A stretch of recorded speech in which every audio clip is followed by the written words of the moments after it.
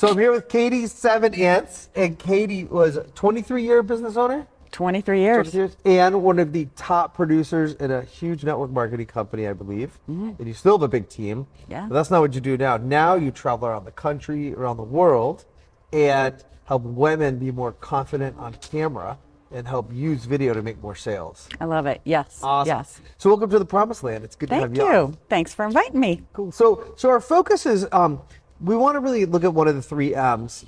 So which of these you're most passionate about? So the first M is magnetizing people. The second M is methodology that makes a difference. And the third M is being the right mentor.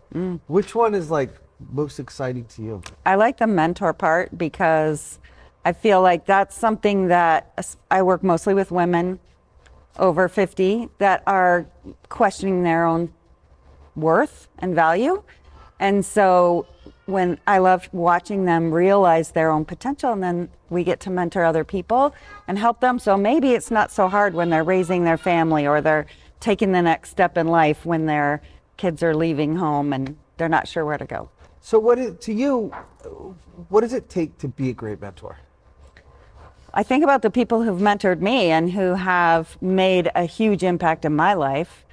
And there are parts that I take from all of that, and just really thinking about how they have shifted things for me, not telling me how to be, not telling me what to do, but modeling in front of me the way I want to treat other people, the way I want to learn and grow.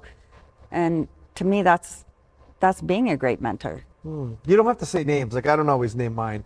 And like, who is one of your top mentors?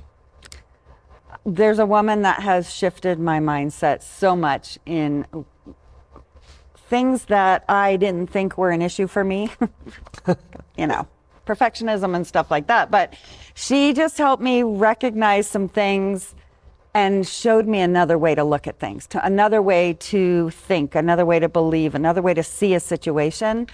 And that shifted a lot for me. But way back, a long time ago, probably the first person who ever helped me understand the power of visualization was a basketball coach I had in high school, helping me with free throws. I mean, that's something you do every day over and over and over and over again.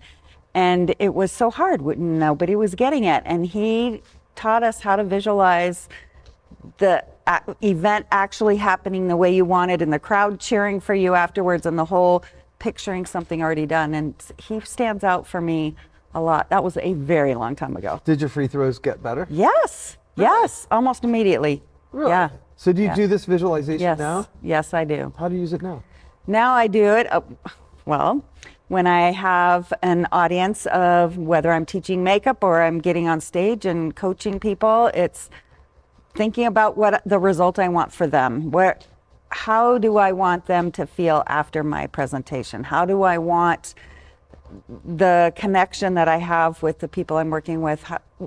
What does that look like after it's already happened? Not it's going to happen, but this is how it is when I'm finished, and celebrate. I think too many people don't realize that doing a presentation is very much like engaging in a game.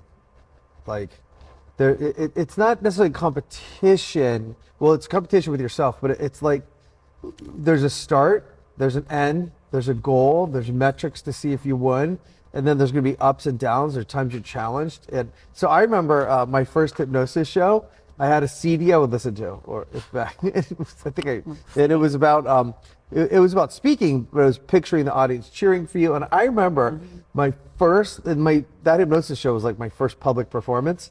I remember sitting in the car listening to that hypnosis CD and then going inside doing my show. That's good. Yeah. It helped from the beginning.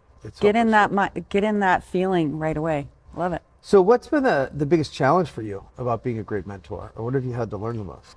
That it's okay to take steps forward, whether you know what you're doing completely or not. It doesn't have to be perfect, and you can still make a difference when you're helping someone. When you're taking those steps forward, you can still make a difference in their life. You don't have to have it all figured out at the time you go. So we were talking about your coaching. Yes. So Katie's in my program, and we've been We've seen you a lot over the last year. Yes, It's been you awesome have. for Power Days and other stuff. Well, we've talked about freeing people up to really have charisma on camera. So how does that play into it? Like what are some of the secrets to really turn up your charisma and your confidence on camera? Recognizing your strengths, first of all, being big, being dramatic to a point, depending on what you're speaking about, but getting out there and capturing someone's attention right away. So many times I see videos of people who are like, "Hi, I'm Katie, and I help women on camera." And let's wait for a minute until everybody shows up, until people get on. And what I really feel is so important, we know video is really important, but capturing their attention right off the bat with under 3 seconds. How do you do that? Like, start with a hook, start with what they want to hear, start with something, a line of something that is going to grab their attention right off the bat, and then take a breath and go into your introduction. "Hi, I'm Katie. I've been doing this for a long time and I can help you." And then let's go into more detail on the topic. Yeah, I was just at a mastermind, and a guy in there who's killing it in YouTube said that he doesn't make the video until he comes up with a great hook and a great what is it called, the image that shows when you're going to play a YouTube thumbnail? Until he has a great thumbnail and a great hook, he doesn't even make the video.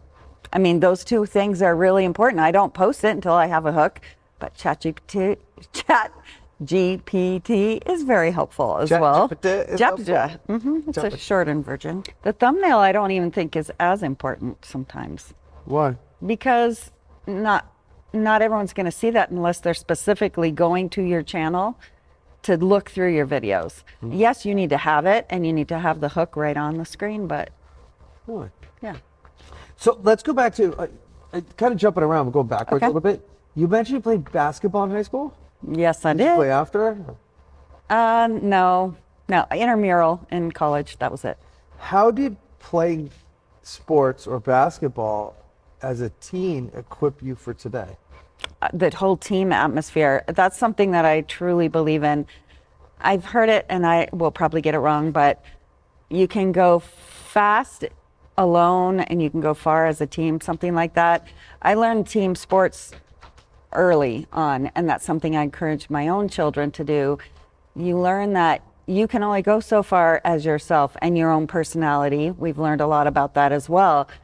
But when you can incorporate the strengths from other people as a collective, the group, the community, you all rise together. That's awesome.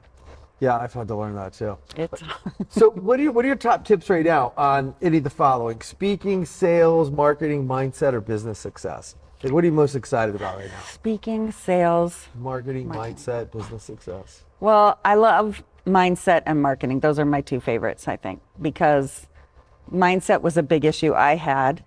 I put caps on myself as I was learning and growing. And when I can see those walls come down for other people as well, it's like, oh my gosh, we can change the world. We just have to think differently. Yeah, I really don't believe there's any person out there who can't have success. Right. Like, it's about mindset. Like, one thing I believe a lot of people that society would call dumb, just they think they're dumb, and so they don't even give themselves a chance to learn. Well, and the more they say that they don't understand things, yeah, but we can change. We've seen it right in front of us. We've seen it. Yeah. Some of us can let things go. So what books are you reading right now? I read on repeat, Change Your Paradigm, Change Your Life. On repeat? Like, you read it over and Yeah. over and over? Yes. Change your paradigm, change your life? Change Your Life. Cool. What else? I'm a sucker I love personal development books. So I read a lot of that. Oh, I know some friends who are writing books too. Read those too. What personal development books have you read recently? I'm reading one, Mind Magic, Dr. Doty. That's another one on visualization and mindset, and I love that one. And so there's so much talk about mindset being woo-woo, which I love, and he's a neuroscience scientist. So he talks about the science behind it and specifically what things to do and in what order, because that's what makes the difference and locks it in your brain. You know, I really think, well, at least the circles I'm in, anyone who calls stuff woo-woo in a derogatory term is just missing the boat. Like, woo-woo is what makes it work. So I was at a mastermind, a guy who was the CMO of ClickFunnels, and a bunch of people in there, and you looking at them with these people, they're all woo-woo. And we all, he was doing, this guy Steve was doing a presentation, he goes, something woo-woo, and the whole audience just spontaneously went, woo-woo. And it was so funny, but it's like, the woo-woo is what makes it work. Yeah, and woo-woo doesn't have to be weird, and it's not weird anymore. And like, I'm a strong Christian, and what I think is science is just starting to catch up to a lot of what it says in the Bible. And a lot of what woo-woo or stuff is, like, now they're figuring out, oh, this actually, for instance, I was listening to Joe Rogan last night, and this is totally, you know, not woo-woo necessarily, but there was a guy who had this theory that human evolvement, part of it happened because way back when they ate mushrooms, because they're just foraging for food and they ate it. But he had this theory that mushrooms caused them to make more connections of sounds and lights and start to develop language. And in the last, I don't know how much time, I don't remember what they said, but they've proven clinically proven now that psilocybin causes neurons to grow and neural connections to be made. So there's actually a backing for it. And so what I'm saying by that is I really believe that there's all these things that we learned in personal growth over the years and people have been putting out, they're finding the science for it. Like, you know, and talking about gaining rapport, well, now they found things called mirror neurons and how it causes us to actually experience what other people are experiencing. I've been saying for 20 years, the emotion of the speaker becomes the emotion of the audience. Like, it starts to just come together. It makes sense, and we just haven't taken the time. It probably was something people discussed a long time ago, and then it gets sort of talked out of us as we grow. Now we're finally coming back more into that. I love it. Yeah, me too. It's awesome. So what's next for you? What's your next big goal? What's My next big goal is get in front of a lot more women who need some help showing up and getting visible. Why? Why is that important to you? Because I feel like women over 50 tend to, all of a sudden they hit a number and they just stop.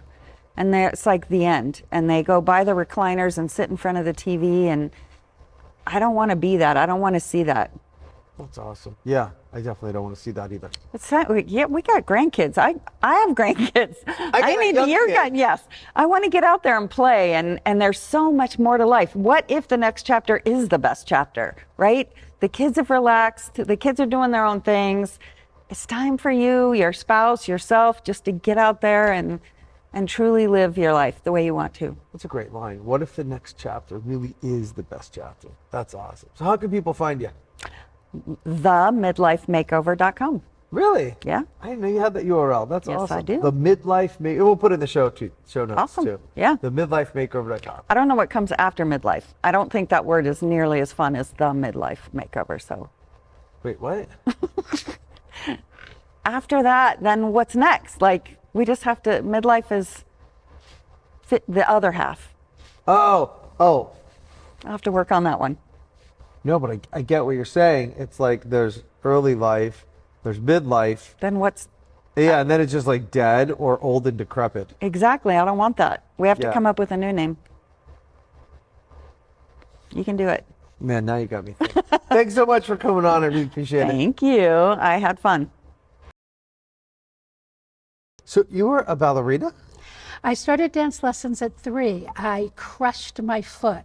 Little girls like to slide in big, thick socks on slippery floors. And I tripped and went down and squished my foot.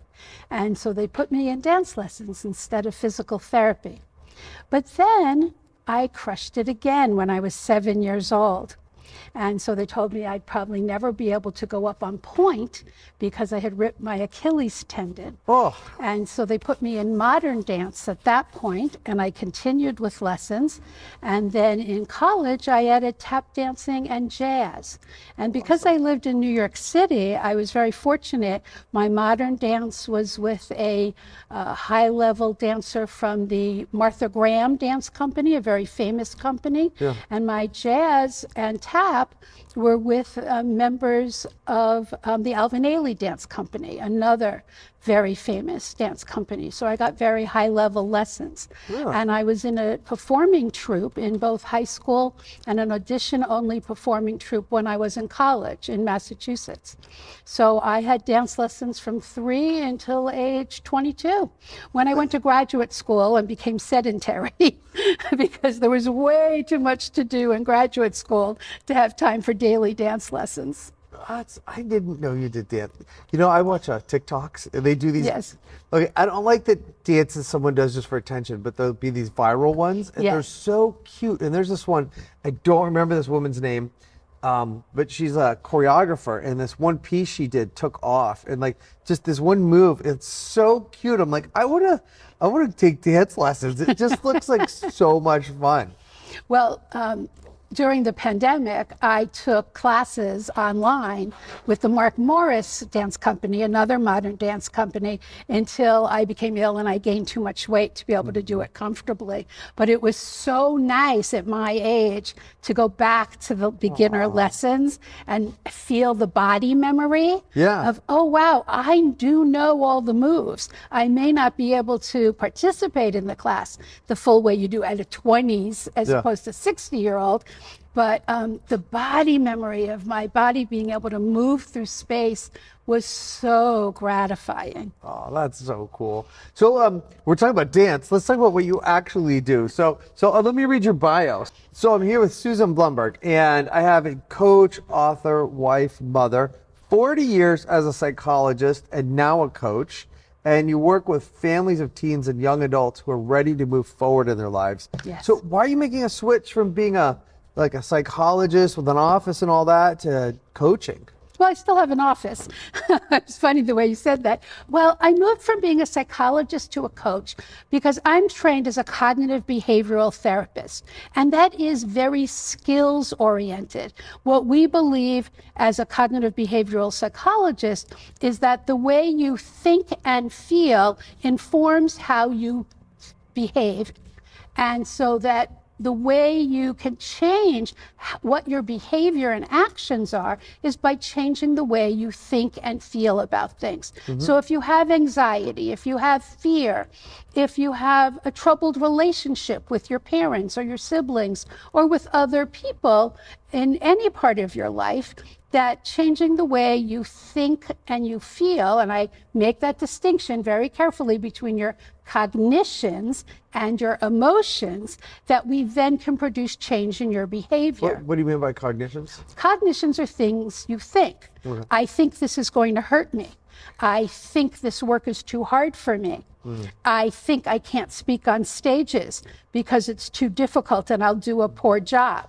Yeah. Feelings or emotions are anger, anxiety, sadness, depression. Okay, and we mix them up because we say, I think I'm scared. You don't think you're scared. You think you can't do it well, but you feel scared. Gotcha. So we teach people how to make those changes, and then we can move on to changing their behaviors. Now, I did that work for many years, and then realized that what I really wanted to do was just teach the skills. And doing that in a coaching context is different than the way you do it as a therapist. Really? So as in a coaching context, it's more educational. It's more straightforward. You can be more directive. It's not therapy. Therapy has a whole lot of other pieces contained within it and a whole different methodology to use. But coaches take what we call a psychoeducational approach. It's just like coaching in sports. You learn the game, you learn the rules of the game, and then the coach stays back here and sends their team out there onto the field where they play the game. And if they stumble and make mistakes, they come back in and the coach says, you did this great, you did that great. Now let's tweak the parts. You stumbled on this part of the game. You missed that play. You didn't catch the ball. You didn't pass it to the right person. And the coach takes the responsibility of tweaking tweaking everybody's understanding of the rules. Maybe somebody needs to work on their fitness. And so then you drill them and you drill them and you drill them. I'm sure you've been in situations, games when you were younger, the CrossFit you do now, Jase. You drill and drill and drill until you have that mental memory and that muscle memory to go out there and do it correctly. That's what I do now for the kids I work with. So what's an example of something you could do now that you couldn't do then, or how you had to do a practice that was limiting for you compared to what you can do now? Well, yeah, I could talk about that, but I think the important piece is what I could do then is I waited more for the family to process their emotions before we could move forward. Now what I do is we identify a goal, we figure out an action plan for taking care of that goal, and I teach the skills. So it's kind of more proactive that Yes, way? it's extremely proactive. Because I hear people, the reason I'm asking is I've heard people over the years, because I don't know a lot about the world of counseling, but I've heard people over the years talk about working with a counselor versus a coach and the results they produce. And then I've heard a ton of people go to events and say, oh, it's like I got 10 years of counseling in one weekend. I'm not really sure what people mean by that, you know? Well, that's exactly what it's about. Therapy, which is a little different than counseling, therapy is an intensive exploration of your feelings, your thoughts, your relationships with other people, right? I don't do any of that in coaching. I look at the big picture with you and I narrow laser focus on what are the things that are holding you back. Let's make a plan to handle that. Got it. You know, you need a ladder, let's build a ladder. I don't worry about your feelings about that ladder. I make sure it's a sturdy ladder that will handle, it's the right length, it's the right height, it's strong enough for your body type, and we build that ladder and you climb that mountain. Which one's more fun for you? Oh, the coaching. The coaching. It sounds like. Yeah, 30 years of psychology was fabulous. And I helped hundreds, if not thousands of families in 30 years as a psychologist. I am very proud of the work I did. I co-authored 7 books on relationships and marriage. I wrote a book on parenting children with special needs. I am super proud of my work.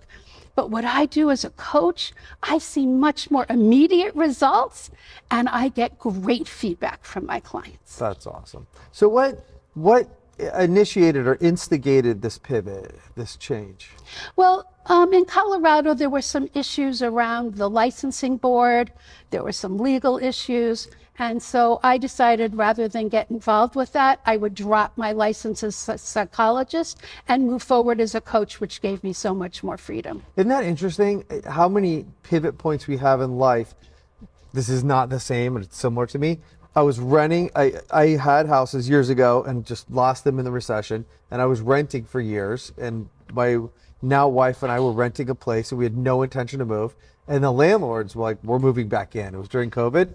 So we had to move, and like, well, let's see if we could buy. And we did, and we bought a home we love. And I don't know if we would have made that shift if we didn't have to. Yeah. So is the grass greener now?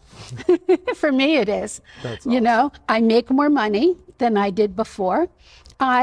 One of the things that changed me, I was already a coach before the pandemic, but one of the things I did for myself the very first year of COVID is I decided to invest in a branding and marketing program. Smart. So Yeah. that's where I started. And Really? I had always just been referral only, and I had a very part-time business. It brought in some money, but my husband was the main breadwinner for our home and our children. And I had always worked part-time and taken care of our kids who, as you've heard me say in my presentations, have special needs. Now, I want to talk about them next. Okay. And so I decided to invest in a branding and marketing program and learn how to have a name for myself, a brand for myself, and a business.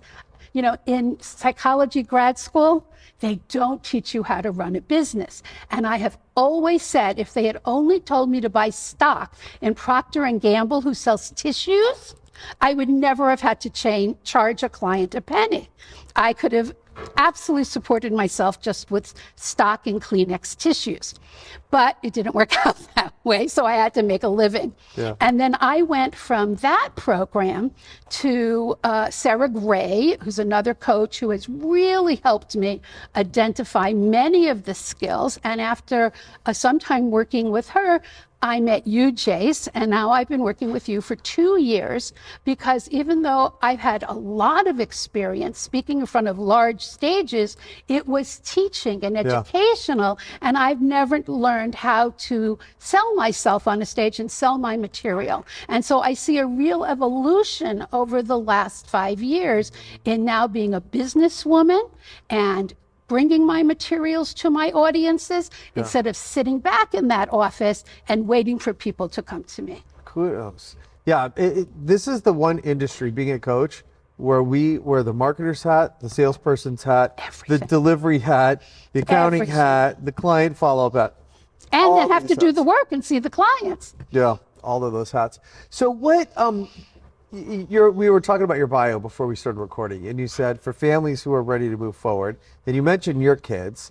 So what's that about? Like, who's your passion, your specialty, or? So one of the things that's interesting is I was in my field working with families for 10 years before I had a child of my own. My oldest daughter is 30. And then I had, a few years apart, 2 children with special needs.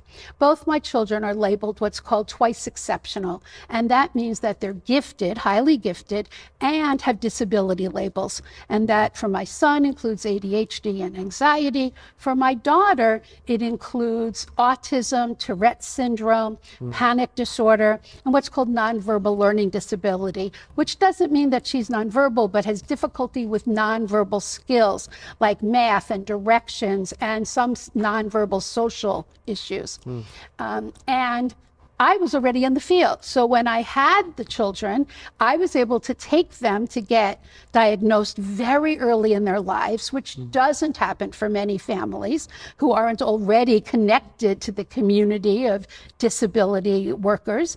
And I was able to get them into the right kinds of therapies and the right kinds of supports. And of course, our home was immediately designed to support them right from birth. They had people coming into the home to provide them services. They got occupational therapy and so on, because this is what I was doing for my clients. And so the clients that I see now, the vast majority of them, the children have some kind of neurodivergent label.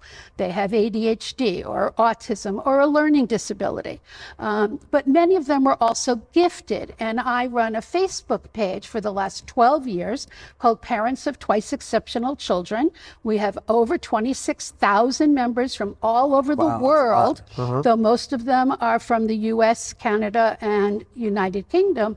But I have people from Singapore, Egypt, Malaysia, everywhere asking for help with children like these.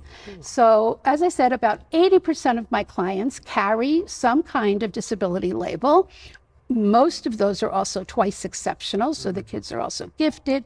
That's a profile that's difficult to work with, and schools are not always ready to handle it. About 20% of my cases don't have a significant label of some kind, but are struggling with their parents, struggling in school, and still need help.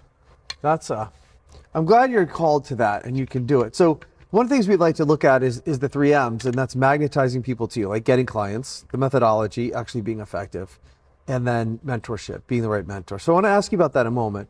First though, what's, besides your kids, take your kids off the table, just clients, what's one of the most rewarding results you've been a part of producing for a family? I have 2 right now who are at different stages in their lives that I talk about. One is my client, Adam. He had failed at 3 high schools in 4 years when he came to me.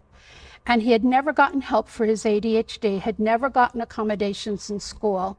And I got him identified and I got him those supports in school.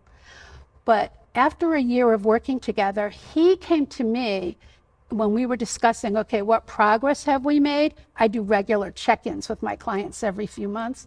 After a year, he said, the single most important thing I had done for him was teach his parents communication skills.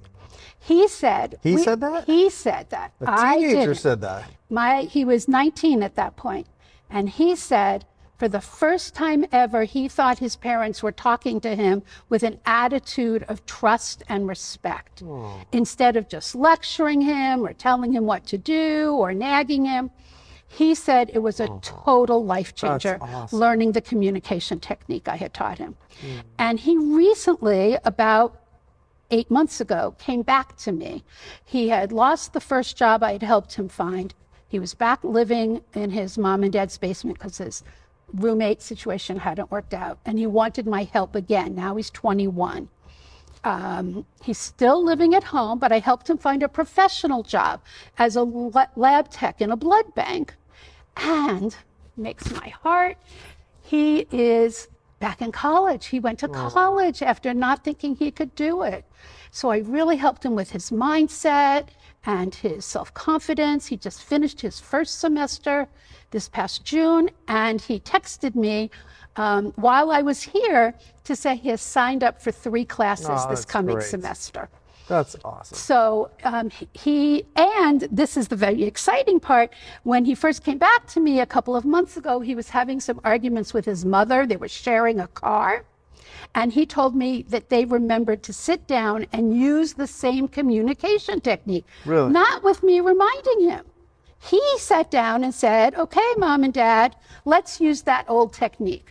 And they worked out the car situation. I had a question about that. Did you teach the technique to him and the parents, Yes. or just him? No, I meet with the parents.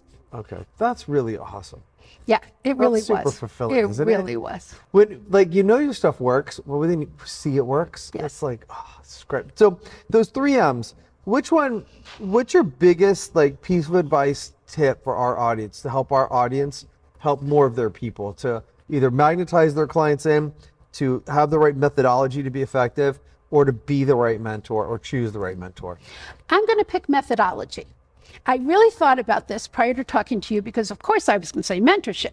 My relationship with those kids is the most important thing. But I'm going to pick methodology, and I'll tell you why. Yeah. A lot of people offer programs that they say are going to help kids. A lot of schools say they're going to offer programs with executive function skills. That's planning and organization.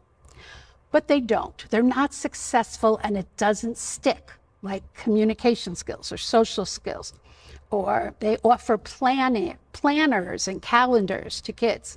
Methodology in this field is only effective if it's evidence-based or research-based. That's what it means. It's only effective if we can prove that it is going to show a distinctive effect from before to after and into the future, just like my client. I have research that proves the communication technique I teach has long-term impacts.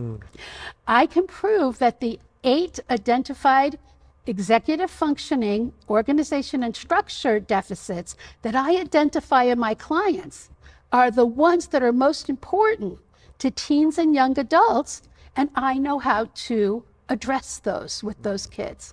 And I can prove, based on research, that the daily living plan that I teach to my clients will help them move forward in their lives. There is solid research in each of these areas. That would help make sales, for sure. I agree with that. So how can that coach at home map this over to what they're doing? You can learn these strategies and skills. I can point you to places. If you want to be a coach in the same field I am, I can point you to So what I'm asking, helping learn those skills. What I'm asking is more, what's a tip you can give any coach, whether, we have coaches who are doing finance, coaches doing health, Yes. coaches to help their methodology. Is it find evidence-based research that shows this and then learn those skills and implement it to their business, or? Yes. That one's easy for me. Yes. Don't go by the seat of your pants. Don't recreate the wheel. This stuff is out there. The U.S. government actually has something called the What Works Warehouse. Really? My communication program is in that government database. Wow. It's based on research that proves it works. There is something called the SEL, Social Emotional Learning Skills Warehouse. It has a whole database of social emotional learning I didn't even know that programs. existed. That they go. Most So people don't. that's awesome too, because as a coach, if you could get on stage and say this methodology, part of what we're going to use a certain methodology, and it's been proven out by X amount of people or whatever, and it's got a stamp of approval, that would really increase conversions. I think so too. How does an average coach tap into something like that? You just have to access the databases, do a Google search. That's it. That's it. Say what you want to work on. I work my 3 pieces that I teach in my coaching program and have for 10 years are communication skills. Of course, I do the program that I helped create. It actually was my PhD dissertation. My program, it's based on the work by a company called PrEP, P-R-E-P. It stands for Premarital Relationship Education Program, because we originally researched it for before and after marriage. We have 7 books in the series now. Wow. They're called Fighting for Your Marriage by Howard Markman, Scott Stanley, and Susan Blumberg. Nice. We have a number of books in the series. My favorite is 12 Hours to a Great Marriage, because you can work on exercises, all of which I wrote, whether you're working on your marriage as an individual or as a couple. We have exercises in every chapter that are proven to help you work through the issues in your relationship. I heard marriages work before I got married. Marriages work. It's so much work. It is work. It is so much work. And things need to be scheduled. Yes, they do. We have been, I hope Betsy doesn't kill me for sharing this. We have been learning intimate time needs to be scheduled, or That's it's correct. not going to happen. My husband and I have always scheduled our weekly talk time. Yes. And we schedule our intimate time, especially after we had children. Yes. And he's here with me this weekend. Even though I'm spending most of my time here with you, Jase, he went rafting today, and he's back at the hotel. He went rafting today. So where we are, to give context, is we did a training called Rock the Stage, got people up on stage, drilled them, trained them, got a bunch of videos and photos. And so he got to go down the river today? Yes, he did. Oh, that's so awesome. On Thursday, he went downtown, went around art galleries, took a tour of the Capitol building. Yesterday, he hung out by our hotel pool, but he came because I have some physical limitations, wasn't sure what I could do, and he's been here to offer me moral and physical support. I'm so glad he's here. So what other, before we wrap, what's one last tip you have on sales, marketing, mindset to help a coach? What's one of the biggest things in your journey of growing and coaching a successful coaching business and your therapy practice? Which one of the, what comes to your heart? I wish every coach could know this. Yes, I can. It's all about the mindset I've learned. Really? I can learn marketing. I could read a book. I went and took a marketing program. I'm learning how to sell from stage with you, Jase. I'm not there yet, but I'm working on it really hard. I'm working on it really hard. But I had to say, yes, I can, instead of, I don't know if I can. I wish everybody just did that. It's hard. I do. By the way, I think you're way better at selling from stage than you know. Just for you guys out there, she crushed. You did awesome. Thank you. So where can people get in touch with you? How can they find you? My website is drsusanblumberg.com to find out about all my services. And if you'd like to schedule a call with me, it's callcoachsusan.com. Awesome. Thanks for coming. We'll put that in the show notes, everybody. Thanks for coming in. Thank you, Jase. Thanks for joining me today on To the Promised Land podcast. If you're ready to grow your impact, master your message, and become the kind of speaker people can't ignore, head on over to our website, to thepromisedlandpodcast.com. That's where the real transformation begins. The links are all in the description.